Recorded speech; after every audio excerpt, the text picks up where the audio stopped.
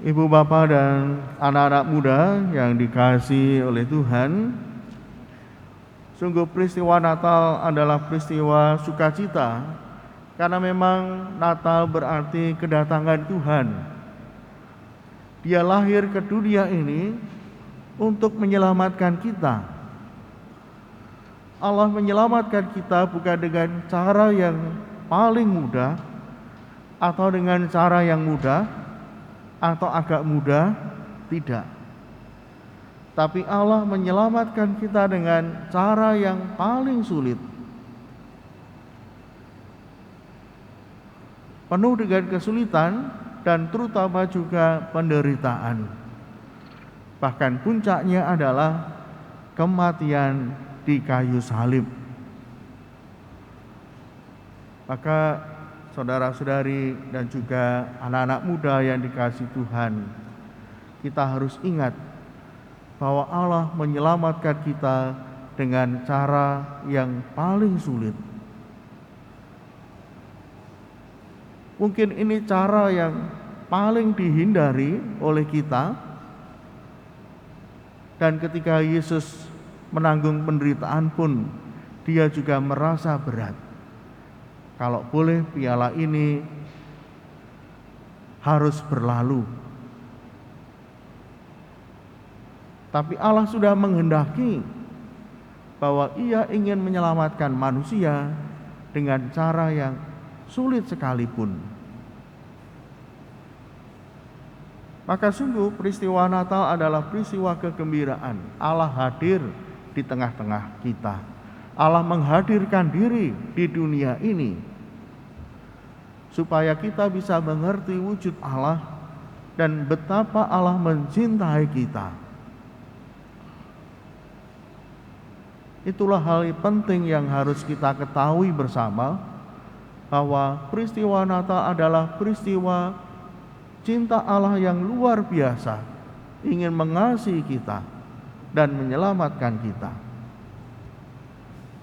Dalam peristiwa itu sudah nampak kesulitan-kesulitan yang dihadapi oleh Yusuf dan Maria. Mereka tidak mendapatkan tempat yang layak untuk menginap dan juga untuk melahirkan. Mereka mendapatkan sebuah kandang, sebuah gua yang dipakai untuk tidur domba-domba dan juga para gembala. Para gembala umumnya tidur di padang, tidur di gua, menemani, menjaga hewan ternak mereka.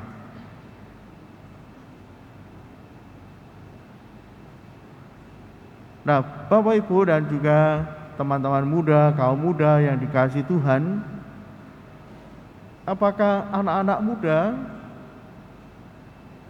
juga berkaitan dengan peristiwa Natal?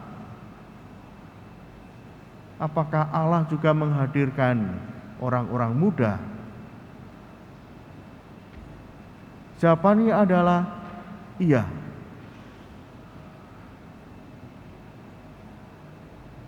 Kaum muda diwakili oleh para gembala. Gembala yang menerima kabar bahwa Sang Juru Selamat sudah lahir di tanah Bethlehem. Gembala biasanya adalah pekerjaan para laki-laki. Bisa orang tua, bisa juga anak-anak, orang-orang muda. Mengapa?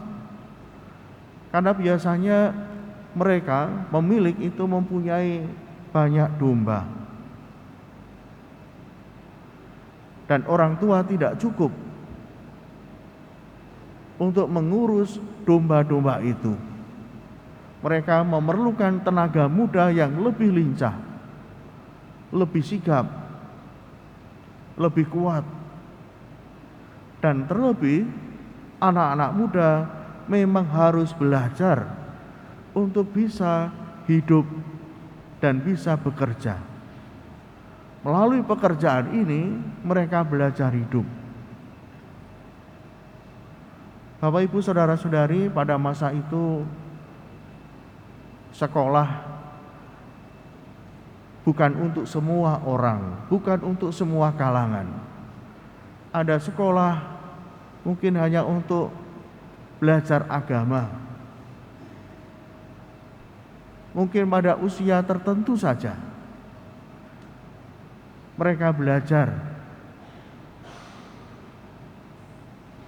Tetapi waktu luang mereka, sehari-hari mereka untuk bekerja, yaitu mengembalakan domba sebagai pekerjaan yang umum pada waktu itu. Saya membayangkan di Indonesia ini ada suku Baduy. Suku Baduy ini mereka pegang prinsip bahwa anak-anak tidak boleh sekolah. Maka ketika saya pernah mendapat kesempatan ke sana, yang di rumah pada siang hari adalah ibu-ibu dan anak perempuan. Anak perempuan diajari untuk membuat kain, ya, menenun. Sedangkan anak laki-laki ketika pagi hingga siang atau sore, mereka ikut bapak mereka, ikut ayah mereka untuk bekerja di ladang. Anak laki-laki sudah diajari, dididik sejak dini untuk belajar bekerja.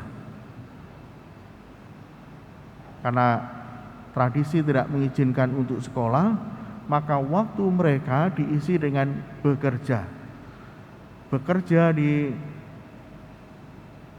tegalan atau di sawah,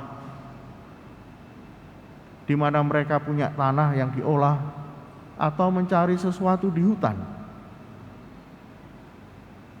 Jadi anak harus dilatih mandiri, dan kalau mereka sudah dianggap cukup mandiri, baru boleh mereka menikah. Maka saya membayangkan bahwa kehidupan para gembala di tanah Bethlehem hampir sama. Anak-anak ikut ayah mereka. Anak-anak dilatih untuk bekerja menggembalakan kambing domba supaya mereka bisa survive.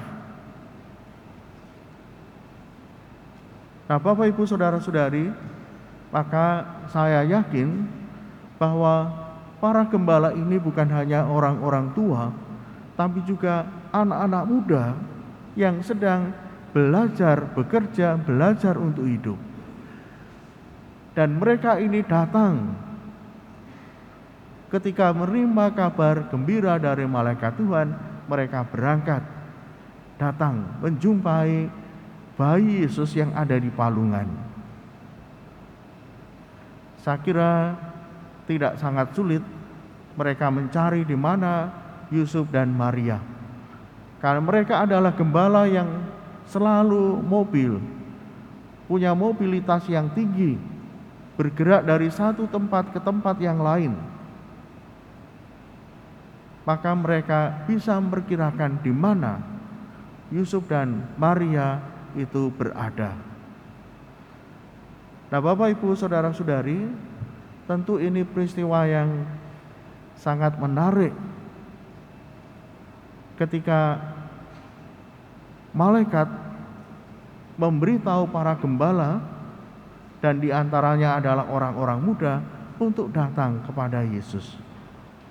Anak-anak muda ini membawa sukacita. Siapa yang biasa bernyanyi? Siapa yang biasa berjoget? Tentu anak-anak muda. Maka kegembiraan ketika Maria dan Yusuf menerima bayi dirayakan oleh anak-anak muda yang berperan untuk membangun suasana yang meriah, suasana yang penuh kegembiraan. Biasanya kalau orang tua menyanyi, mungkin tidak selincah anak-anak. Anak-anak menyanyi dan juga menari. Mungkin Bapak Ibu punya pengalaman ketika dulu masih kecil, dan sering berkumpul bersama. Kalau menyanyi, menari, pasti dengan penuh kegembiraan, penuh sukacita. Saya yakin Biak juga begitu. Anak-anak Biak kalau diajak menyanyi, menari, pasti mereka menyanyi dengan penuh semangat dan menari dengan lincah. Nah, Bapak Ibu Saudara-saudari, maka peran kaum muda membawa sesuatu yang berarti, menyambut kedatangan Tuhan dengan cara anak-anak muda, dengan gembira, menyanyi, menari. Maka sejak awal kedatangan Tuhan Yesus, kaum muda sudah dilibatkan, memberikan kegembiraan, memberikan semangat. Nah, inilah yang harus kita ingat. Kaum muda membawa sesuatu yang baru, kegembiraan, semangat. Negara kita juga akhirnya merdeka, diproklamasikan juga karena desakan orang-orang muda. Bahkan Presiden Soekarno pun juga mengandalkan anak-anak muda untuk membangun perubahan bagi bangsa. Bahkan juga kekuatan untuk menyerang. Itu anak-anak muda punya tenaga potensi yang luar biasa. Bahkan di masa pandemi ini, usaha-usaha yang banyak bertahan adalah usaha anak-anak muda. Dan usaha yang paling banyak tumbuh itu juga usaha yang dilahirkan, dimunculkan oleh anak-anak muda, orang-orang muda. Maka Bapak Ibu Saudara-saudari, kalau bangsa ingin besar, harus memperhatikan generasi mudanya. Kalau gereja juga ingin berkembang dan maju, harus memberi tempat kepada generasi mudanya. Generasi muda, kaum muda punya peran membawa perubahan, membawa kemajuan bagi kehidupan. Maka saya mengajak para kaum muda dan mulai anak-anak untuk terus semangat belajar dan melibatkan diri dalam kehidupan menggereja, kehidupan bermasyarakat. Anak muda harus berani tampil, diberi peran oleh para orang tua, dilatih, dididik, supaya kelak bangsa menjadi bangsa yang unggul, karena generasi mudanya sudah dipersiapkan. Generasi muda yang berani fight dalam situasi dan kondisi apapun juga. Maka Bapak Ibu Saudara-saudari, kaum muda adalah kabar gembira kita semua. Dan Yesus juga mulai berjuang sejak kecil. Dan ketika muda, dia juga banyak belajar, tampil di muka umum, menunjukkan kemampuannya, mengajak orang untuk bertobat, mengenalkan Allah, menolong banyak orang. Itulah kaum muda. Yesus tampil di muka umum pada usia 30-an tahun. Dan itu berarti adalah usia yang muda, sangat muda. Bapak Ibu Saudara-saudari dan teman-teman kaum muda yang terkasih, kegembiraan Natal tidak lengkap kalau kita tidak memberi peran kepada kaum muda. Dan saya mengajak, mari kita terus belajar. Jangan karena pandemi kaum muda banyak di rumah lalu tidak berbuat apa-apa. Di rumah memang bisa beraktivitas, bisa terkoneksi dengan orang siapapun, dimanapun. Tapi juga kaum muda perlu untuk keluar rumah berbuat sesuatu. Lihatlah orang-orang di sekitarmu. Apakah kalian juga tahu ada orang yang butuhkan di sekitarmu? Apakah ada orang-orang yang kekurangan di sekitarmu?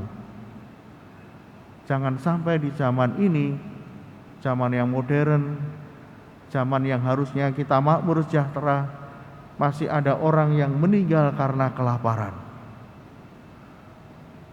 Meninggal karena tidak punya akses untuk kebutuhan pangan dan juga untuk bertahan hidup. Mari para generasi muda kita bangkit, mulai dari anak-anak. Saya senang anak-anak rekat OMK berkunjung kepada adik-adiknya. Anak-anak biak dikunjungi oleh kakaknya. Kemudian juga OM kunjungan kepada lansia. Nah, ini hal yang sangat bagus. Orang muda bergerak, mengajak adik-adiknya, menyapa adik-adiknya, dan juga tidak lupa menyapa para senior. Membawa warta gembira, kabar sukacita.